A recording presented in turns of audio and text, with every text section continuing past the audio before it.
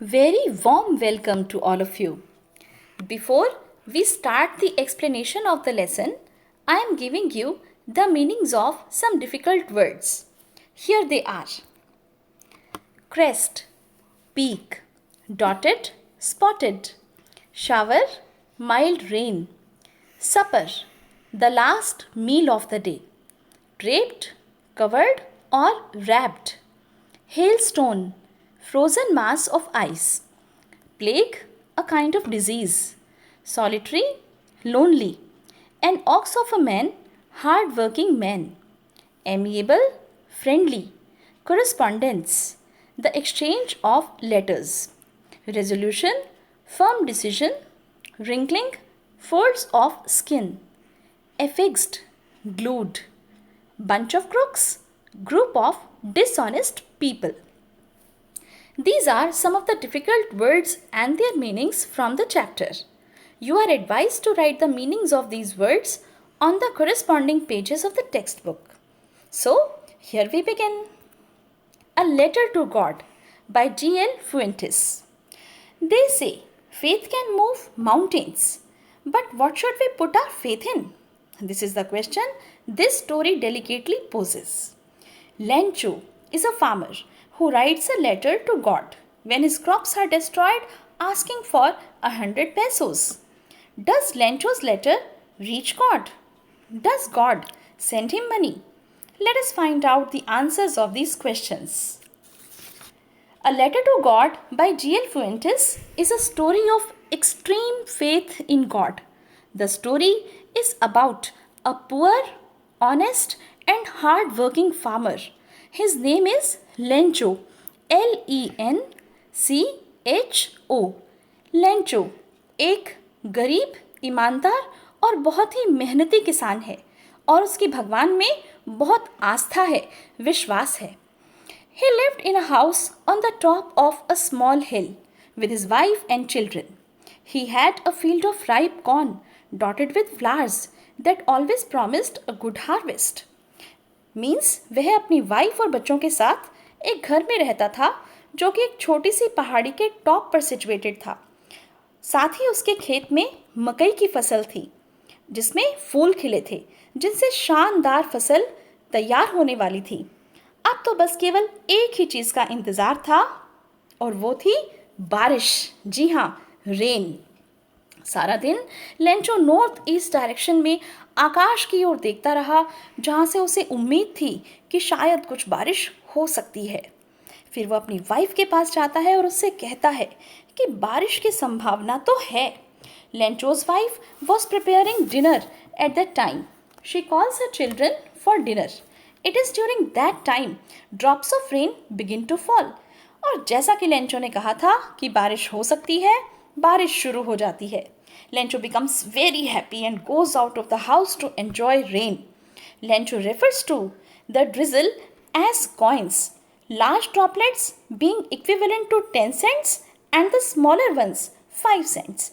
Lencho बारिश की बूंदों को पानी की बूंदें न मानकर उन्हें सिक्के बुलाता है. बड़ी बूंदों को 10 cents और छोटी बूंदों को 5 cents कहता है. क्वेश्चन इज कि लेंचो बूंदों को पैसे, सिक्के या कॉइन्स क्यों बुलाता है? He says so because these raindrops would ensure a good crop and which would eventually get them a lot of money. यानी इन रेनड्रॉप से ही तो अच्छी सी फसल तैयार हो पाएगी जिसे मार्केट में बेचकर वो बहुत सारा पैसा कमा सकेंगे. But unfortunately the rain changed into a hailstorm. Hailstorm means ओलावृष्टि. मौसम खराब हो गया और अब ओले गिरने शुरू हो गए.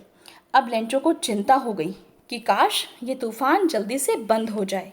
But hailstorm did not stop for an hour. देखते ही देखते लेंचो की सारी फसल बर्बाद हो गई. Lencho became stressed and disappointed. He felt helpless as no corn had been left. He says to his wife, "We'll go hungry this year."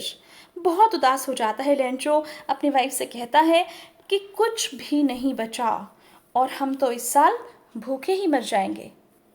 लेकिन जैसा कि आपको पता है कि उम्मीद पर दुनिया कायम है और लेंचो को अब केवल एक ही चीज़ की उम्मीद थी और वो थी, जी हाँ, भगवान की। As I had mentioned earlier, Lencho had staunch faith in God. इतनी फेथ थी लेंचो की भगवान में कि अब उसने डिसाइड किया कि वो भगवान को एक लेटर लिखेगा और भगवान से हेल्प मांगेगा। He writes a letter to God and asks him for the help of 100 pesos. Pesos. Now, this word is new for you. P-E-S-O-S. Pesos actually is the currency of Latin American countries. Just like in United States of America, they have their currency as dollar. In United Kingdom, they have their currency as pounds. We in India have rupee as a currency. Just like that, in Latin American countries, their currency is pesos. So he demands 100 pesos by writing a letter to God and posts it in the post office. When the postman reads on the envelope, to God, he laughs. डाकिया जब लिफाफे पर लिखे पते को पढ़ता है तो वो हंसने लगता है कि उस पर तो एड्रेस टू गॉड करके लिखा हुआ है। लेकिन जब पोस्ट मास्टर उसकी बात को सुनता है तो वो सोचता है कि कितनी फेथ है, कितनी श्रद्धा है इस इंसान की भगवान में कि ये भगवान को लेटर लिख रहा है। पोस्ट मास्टर स्वभाव से बहुत अच्छा इंसान है। वह अपने स्टाफ से अपील करता है कि हमें इस लेंचो की मदद करनी चाहिए ताकि इसकी भगवान में आस्था बनी रहे। And they also contribute to collect some money with which they can help Lencho. But they could not collect full amount of 100 pesos, rather only 70 pesos were collected. He puts that money in the envelope and signs as God. यानी post master और post office में काम करने वाले सभी कर्मचारी मिलकर 70 पैसों ही कलेक्ट कर पाते हैं और पोस्ट मास्टर 70 पैसों लिफाफे में रखकर नीचे गॉड यानी भगवान के साइन कर देता है ताकि लेंचो को लगे कि ये पैसे उसे किसी और ने नहीं बल्कि खुद भगवान ने ही भेजे हैं।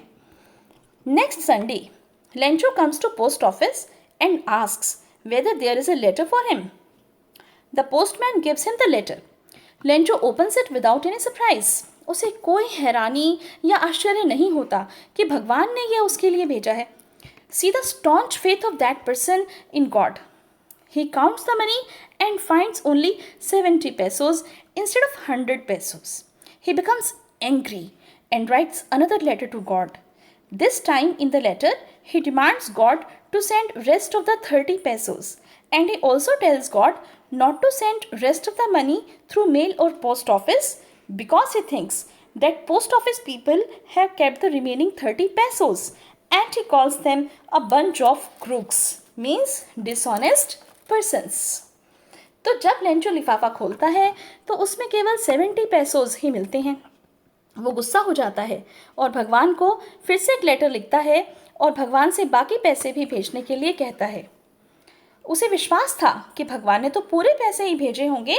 चूँकि उसकी भगवान में बहुत आस्था थी, उसे पता था कि भगवान गलती नहीं कर सकते।